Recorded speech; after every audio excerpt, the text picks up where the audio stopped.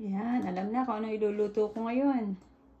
Ito ang ating glutinous rice powder. Tapos, yan ang ating tapioca. Ito ang saging, mamaya ako hihiwain kasi ay frozen. Tapos ito ang pinakamahalaga sa lahat, ang aking langka. 2 buwan na sa aking freezer. Pinaingat-ingatan.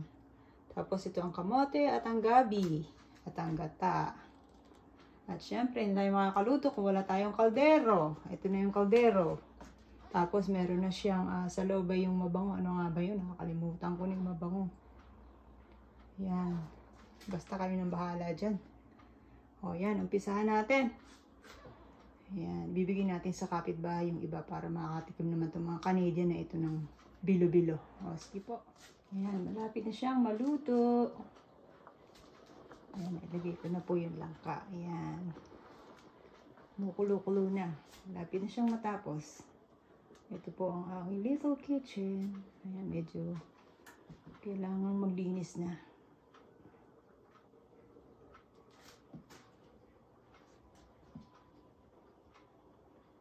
Yung aking Mr. Ho ay makalat eh.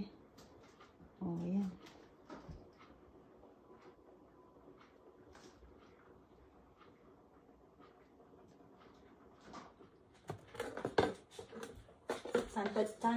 Tansya lang yung asukal. Kasi ayoko nang matamis masyado kasi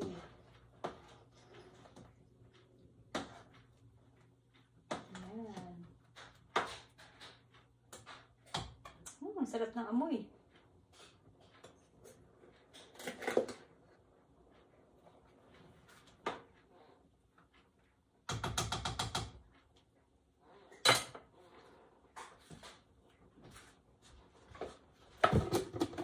Yan, lalagyan na natin ang saging.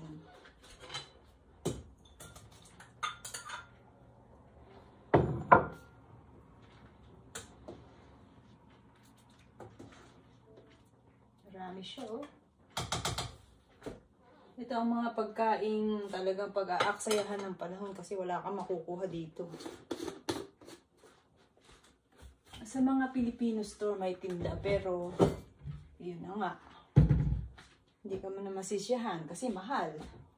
Hindi gumawa ka na lang.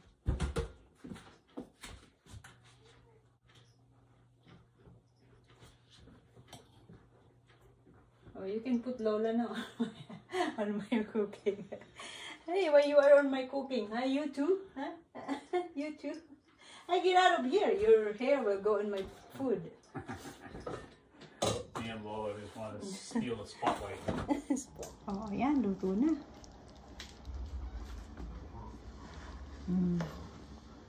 Yan ang itsura niya. Oh, kain na, Abigail, Ate Cora. Alam ko mga paborito nyo din yan. Kaya lang hinahinay na rin kain kasi sa diabetic. Yan, oh.